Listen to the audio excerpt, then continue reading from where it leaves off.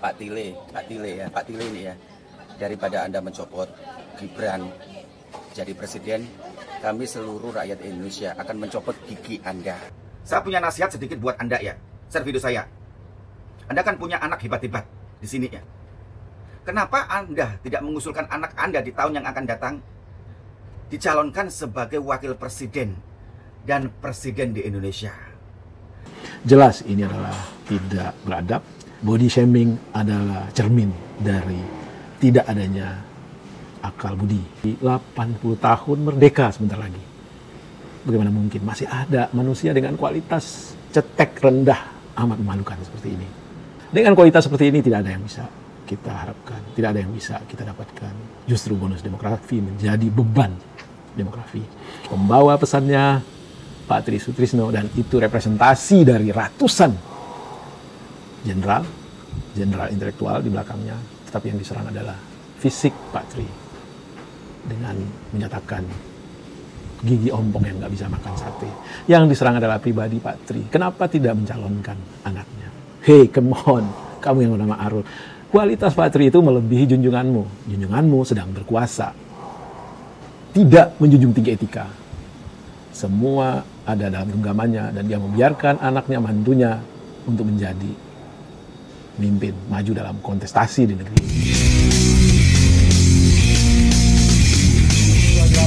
Ketemu lagi kita di channel yang perlu dimajinasi gratis tidak bayar. Subscribe. Assalamualaikum warahmatullahi wabarakatuh. Senang jumpa lagi dengan teman-teman Sobat Kicau Jelata.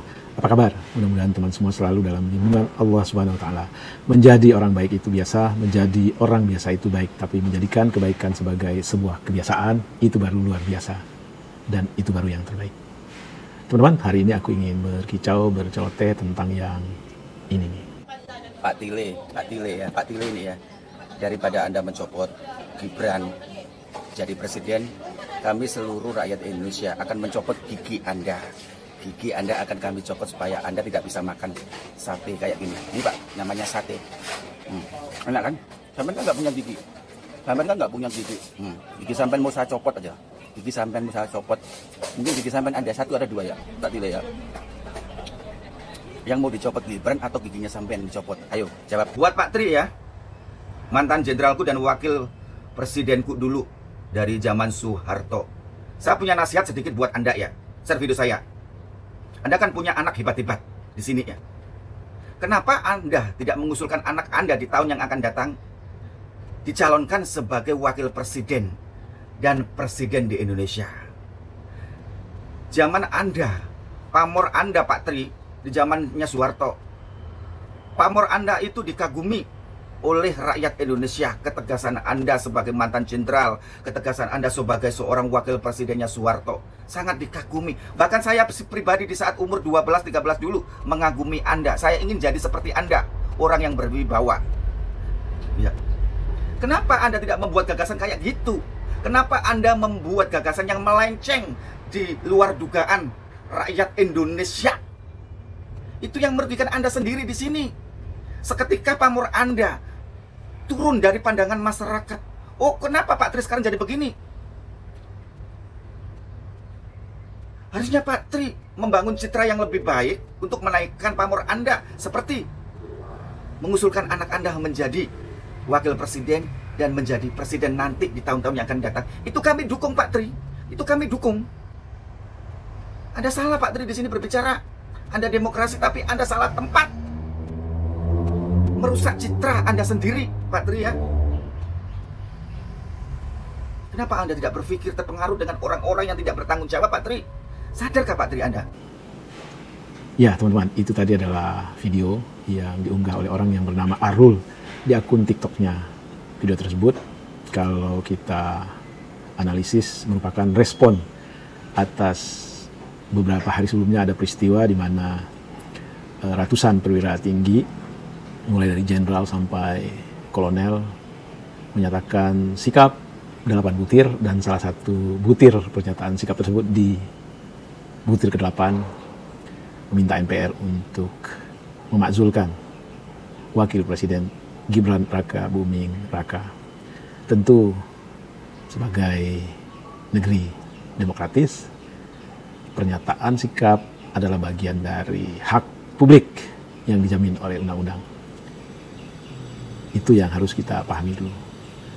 Dan respon dari orang yang boleh kita simpulkan adalah pendukung Gibran ini menunjukkan betapa memalukannya, betapa menyedihkannya tingkat pemahaman dari masyarakat kita yang masih banyak seperti ini.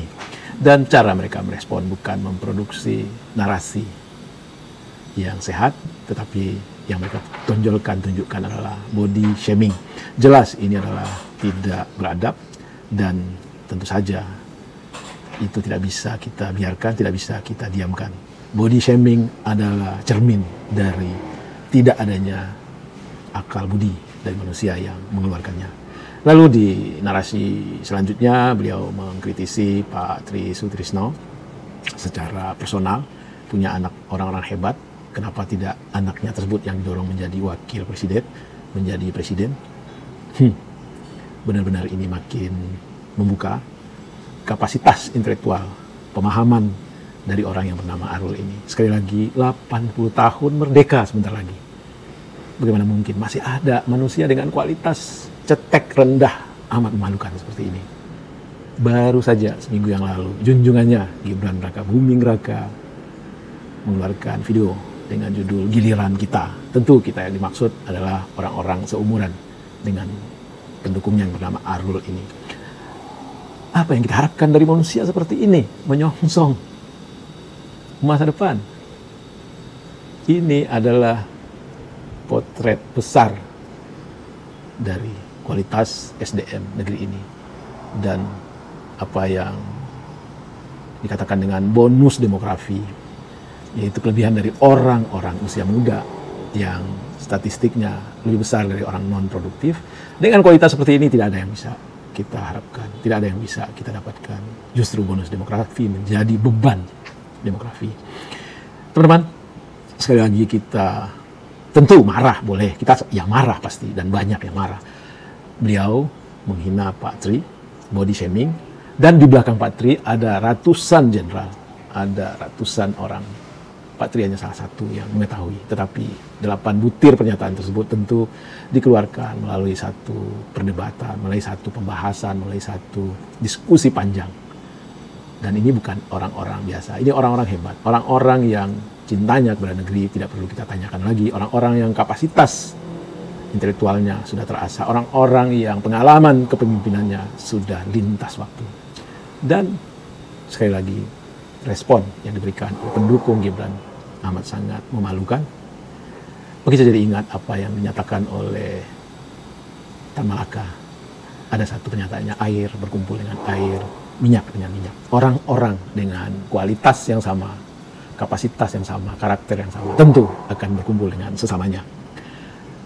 Tentu teman-teman masih ingat apa itu Fufu Fafa yang dihebohkan, yang sampai saat ini juga belum terungkap siapa dia, tetapi sebagian besar dari orang-orang yang paham, yang mengerti, itu menyatakan bahwa Fufu Fafa itu identik dengan Gibran. Dan fenomena ini tidak pernah diungkap, dibuktikan secara forensik siapa sejatinya Fufu Fafa. Ini juga amat kita sayangkan. Yang saya ingin katakan di sini adalah narasi yang dibangun oleh Arul ini ya 11-12 dengan narasi yang dibangun oleh Fufu Fafa, khususnya yang menyangkut tentang bagaimana pandangan si Fufu Fafa kepada Pak Prabowo.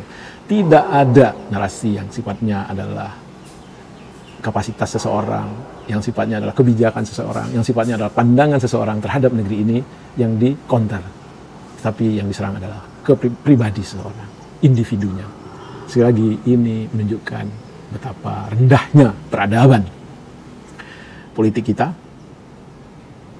Dulu di zamannya Pak Jokowi, kita kenal ada yang namanya buzzer, yang narasi-narasinya membelah, yang narasi-narasinya cenderung mendoxing orang, bukan mengcounter apa yang dinarasikan oleh orang, tetapi justru kill the messenger. Yang mereka serang adalah si pembawa pesan, bukan pesannya. Nah, ini sama saja sekarang yang terjadi. Pembawa pesannya Pak Tri Sutrisno, dan itu representasi dari ratusan jenderal intelektual di belakangnya, tetapi yang diserang adalah fisik Pak Tri dengan menyatakan gigi ompong yang nggak bisa makan sate. Yang diserang adalah pribadi Pak Tri. Kenapa tidak mencalonkan anaknya? Hey, come on, kamu yang bernama Arul. Kualitas Pak Tri itu melebihi junjunganmu. Junjunganmu sedang berkuasa. Tidak menjunjung tinggi etika. Semua ada dalam genggamannya dan dia membiarkan anaknya, mantunya untuk menjadi pemimpin, maju dalam kontestasi di negeri ini. Tentu kalau bicara secara hukum formal tidak ada masalah, tapi etika yang harus dikedepankan. Tidak pantas ketika kita berkuasa memajukan saudara kita, anak kita dalam satu kontestasi. Apalagi ada istilah anak haram konstitusi. Ada halangan untuk maju, ibarat main sepak bola. Sebelum permainan dilaksanakan, dirubah peraturan. Itulah yang terjadi dengan Mahkamah Konstitusi yang merubah aturan main. Seorang maju menjadi presiden, wakil presiden harus 40 tahun ke atas, dirubah bisa di bawah 40 tahun. Bukan tidak boleh itu dirubah, boleh saja. Tapi mbok yao, jangan diberlakukan saat kontestasi akan dimulai. Jangan dilakukan jika itu akan memberi jalan kepada anak kita. Jangan deh, bahaya. Dan salah satu bahayanya ini, ada pernyataan dari jenderal, dan bukan tidak mungkin ada atau bakal ada pernyataan lainnya di belakang dari kelompok profesi, kelompok masyarakat yang bunyinya sama dengan pernyataan jenderal ini. Jadi teman-teman, kembali kepada orang yang bernama Arul ini, barangkali sudah saatnya kita memberi pelajaran di negeri ini. Orang ini pantas untuk kita tuntut di muka hukum, body shaming, kalau itu merupakan bagian dari perbuatan pidana. Demikian kicau pendek soal reaksi dari pendukung Gibran terhadap pernyataan jenderal yang salah satunya Pak Tri mengetahui, tapi ada ratusan jenderal perwira tinggi di belakangnya. Dan pernyataan tersebut dalam negara demokrasi sah-sah saja, adalah hak warga negara. Dan jika kita ingin mengkonternya, bangunlah narasi yang konteks dengan apa yang dinyatakan oleh kelompok jenderal tersebut. Wabillahi taufiq wal hidayah. Wassalamualaikum warahmatullahi wabarakatuh. Salam sehat dan bahagia.